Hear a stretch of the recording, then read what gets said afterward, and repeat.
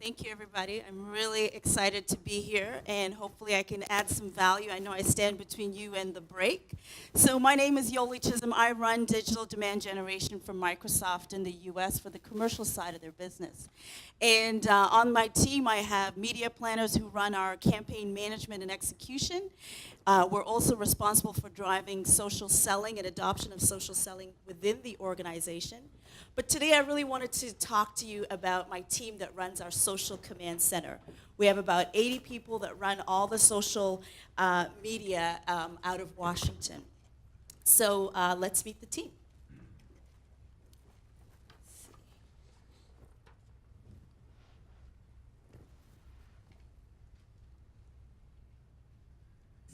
And then is this in the right spot, or should I move it somewhere? Mike, it'll look weird where it's at. Yeah, testing. 1, 2, 3. Hey, Miles. Welcome. You ready to be on camera? And it started with one employee thinking that maybe we should start listening to what people are saying about Microsoft on social media channels. The team got some investment, hired that one person, sold that idea in. And then from there, after that next year, it grew a little bit. And then over the last 3 years, I think we've grown exponentially.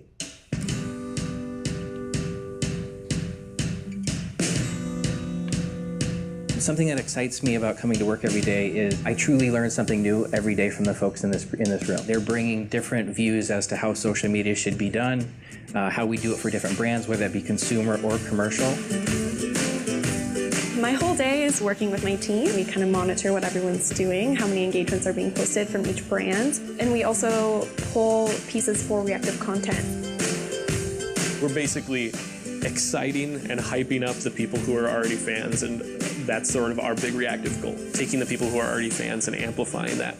People don't pick up the phone like they used to. This allows us to get to these people in a scalable way and also look back at the engagements that we've had with them to keep them interested. We develop relationships on Twitter just like we develop a relationship in person. With this generation, social media is a big part of everyday life. If someone is tweeting or saying something about a brand and they're not liking it, translate it into becoming an advocate just by helping them.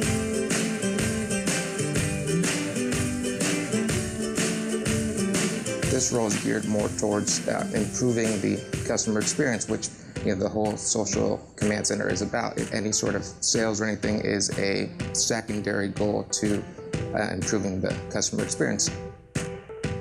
My goals coming into work every day would be to just reach out to all of these customers that really do need help, and being able to tweet out at them and be like, hey, what's up? Like, we're here to help. These are real people. It's a human-to-human conversation. We can have a historical conversation with them, have a look back as to where we've been, and then talk about where we're going. A social command center is really important for growing a business or just to monitor people's conversations about our business. Social media makes it very personal. When they get that response, they're just like, whoa. Being able to touch customers in their space. They're talking about us on Twitter, so they don't have to come to us. We're going to go to them.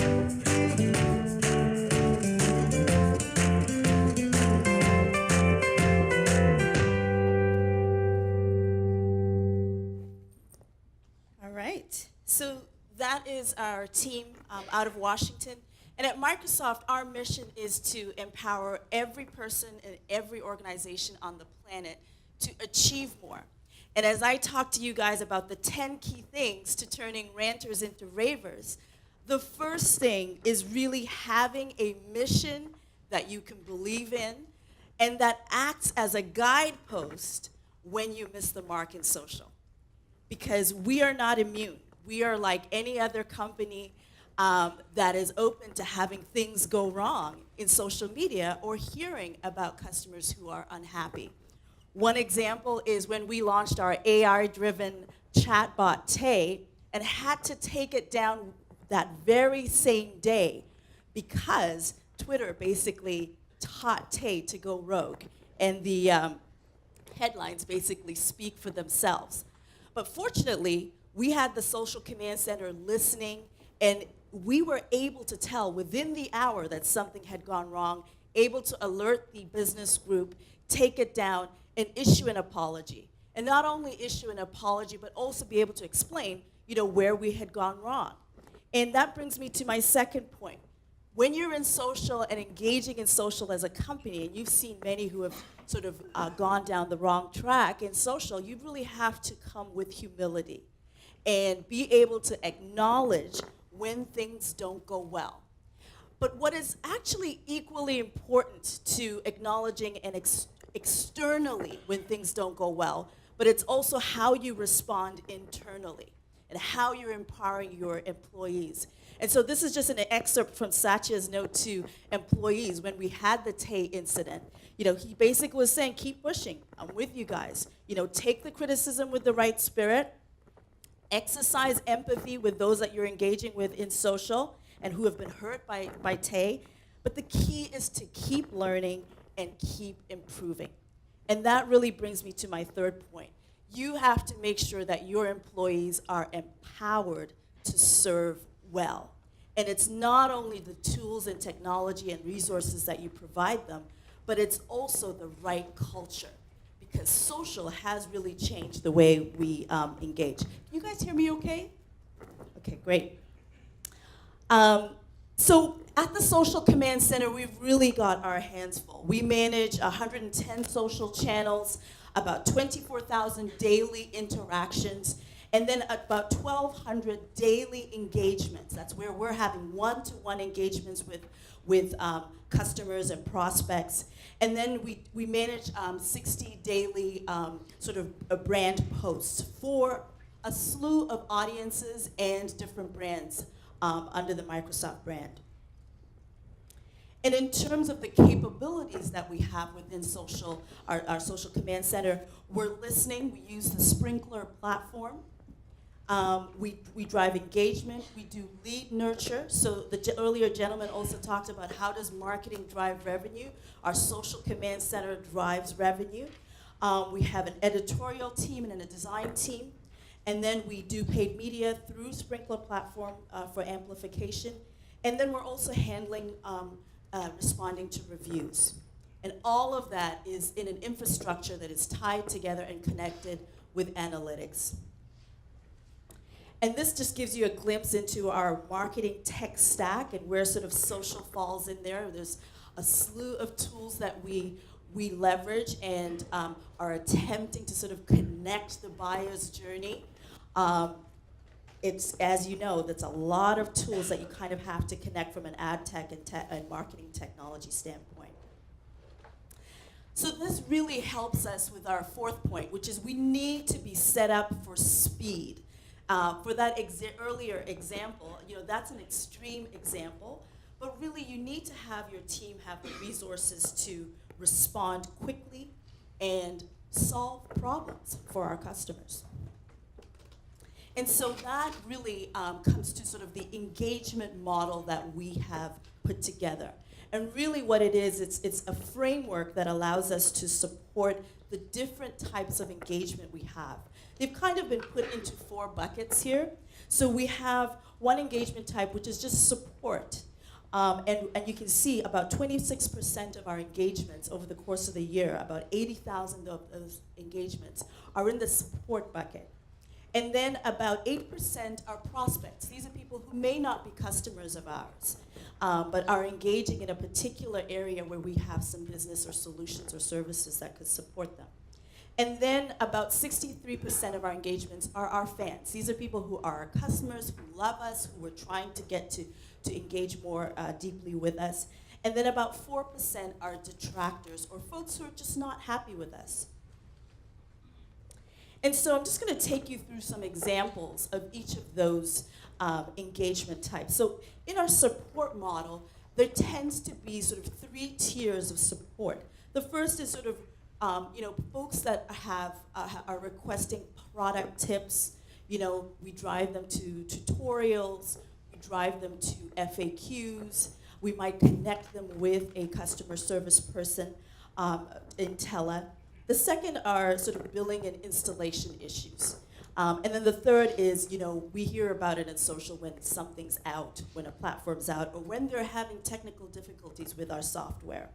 And we have made sure that we have helpful resources so the Social Command Center and the community managers have resources at their fingertips to be able to direct the folks that we're engaging with to the right answers. So here's an example of a customer support journey. I'm not sure if you guys can see this okay, but this just gives you an example of the type of engagement. So this is DJ Lexion, who says, when you are asked to make a floor plan of your house with all your networking and tech equipment and do it in Visio. You can literally hear him groaning, that he has to do this project in Visio. So the Microsoft Visio community manager comes on and says, hey, that's the right app to use. What are you working on? How did it turn out? And you can see that it's really just real people talking to real people.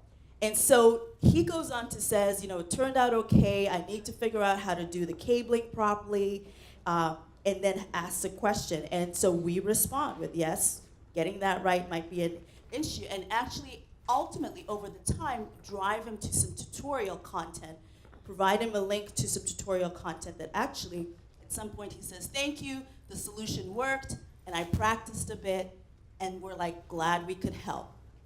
Longer conversation, and he says, ultimately, thank you. He was actually surprised. He needed some help. He says, thank you for just helping out someone who had a question, but no one to ask at that moment. And I turned to Twitter, and it happened. And we're like, well, you're welcome. That's what we're here for. Stop by anytime. So that's a great, successful engagement with someone. But it really, as you can see, it's quite a bit of back and forth. It really requires the commitment to sort of be in the long haul. And so when we're talking to prospects, these are people who may not be our customers. Really, our goal is to convert them from being somebody who's anonymous to somebody who is known to us. So we may be listening for specific keywords that alert us to engage with them. We might drive them to a landing page where we can actually get some PII from them in terms of signing up for something. But our goal with our prospects is really to turn them from anonymous to known. And really, you're looking to nurture them down the customer journey. This might be someone who says, hey, in social, I'm just looking for a CRM solution. Anybody got any ideas? We are listening for that CRM keyword, and we might engage them and start to nurture them. But the goal, the key thing is you really need to be committed for the long haul. So here's an example of a gentleman who says, I just used Tridal C's Surface Pro 4 for the first time. Oh, why do I have to be so dedicated to Apple? And he says, hashtag the temptation. So we're listening for specific keywords. We hop on and we say, hey, we'd be happy to woo you away. And that begins sort of our engagement with him. Have you seen our education discount? So that's a really sort of organic way to kind of land an offer in front of him. And he says, I have not, but I'm going to check it out right now. And what you'll notice, this is a conversation that began in June.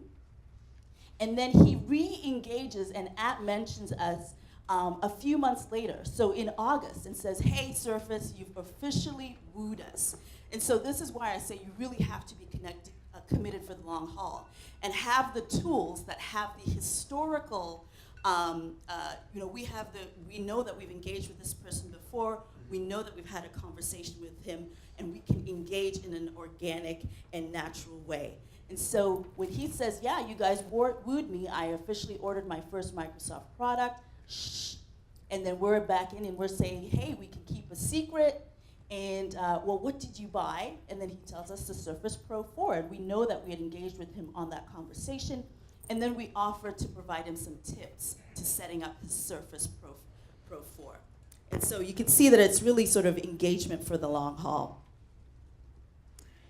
And then our advocates. These are folks that our fans are really easy to engage with. These are the folks that love us. But our goal with our fans is really to turn them into advocates.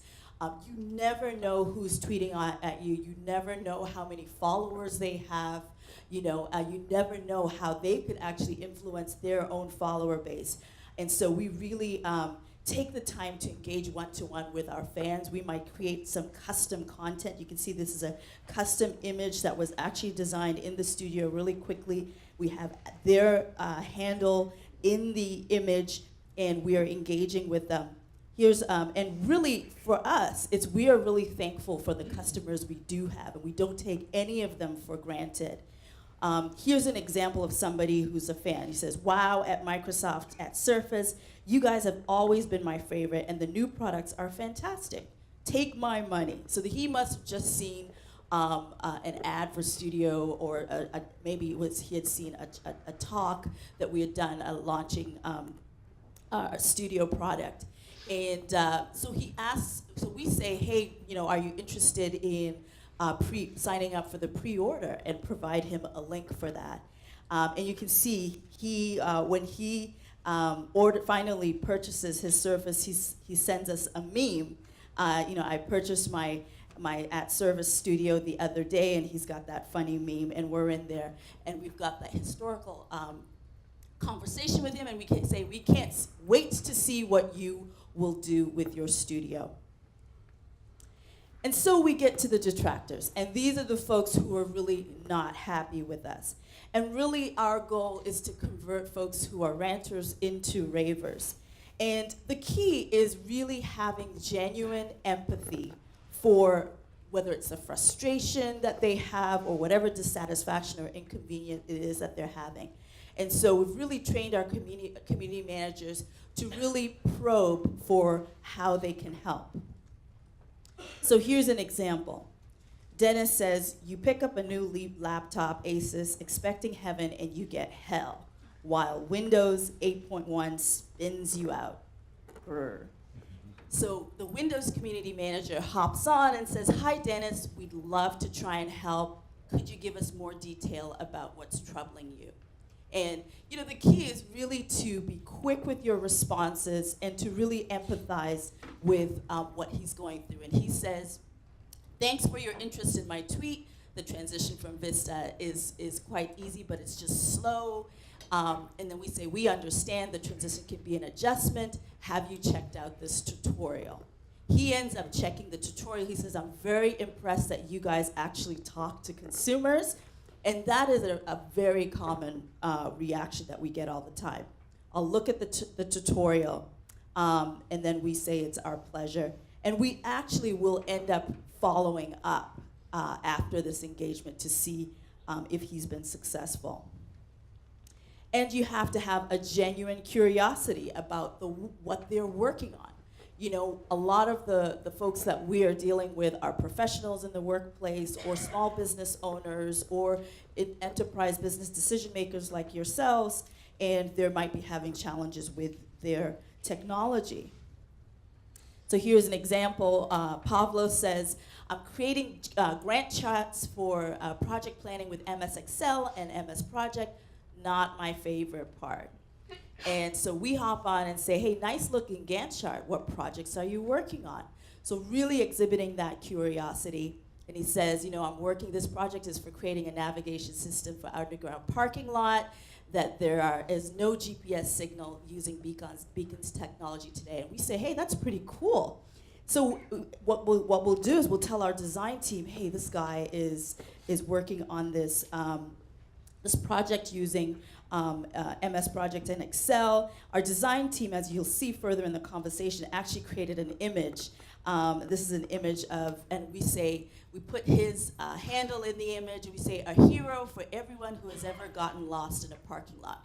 Because we saw that he's working on a project that has to do with parking lots. And we designed a parking lot and said, you are here. Everybody has experienced the challenges of trying to find their car in a packed parking lot. But the whole idea is genuine curiosity for the work that they're working on, having the resources to solve their problems, and injecting some humor, even when it's something as unsexy as MS Project and Visio.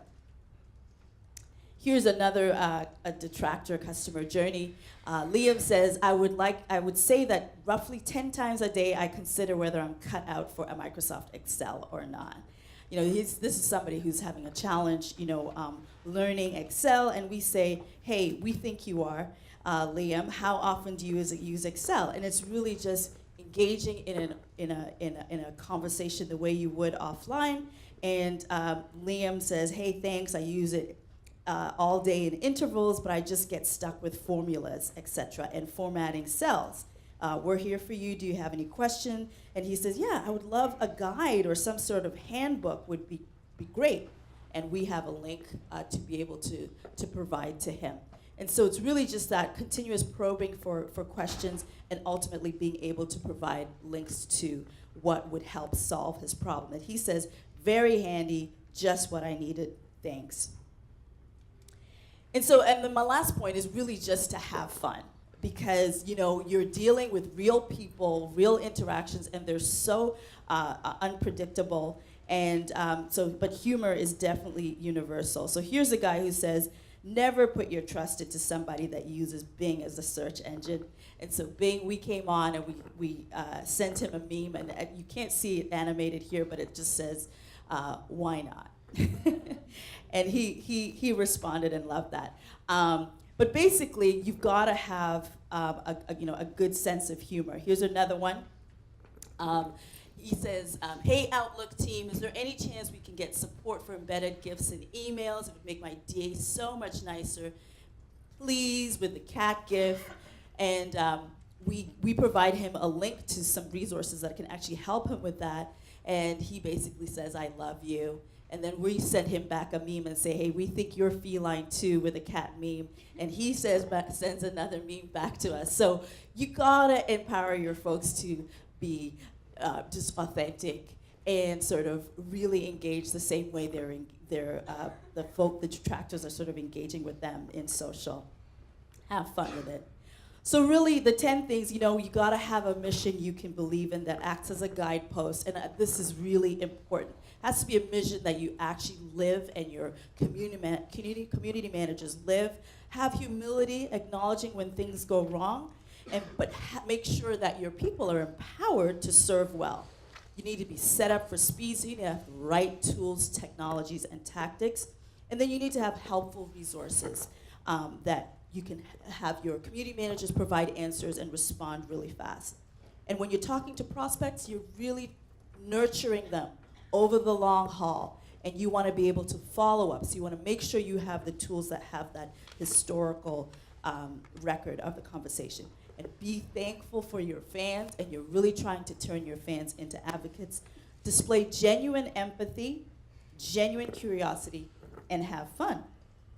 And if you are interested in more about our Social Command Center, you can go to this URL, aka.msbsocial, and we've got tons of just behind the scenes coverage of how we run our Social Command Center.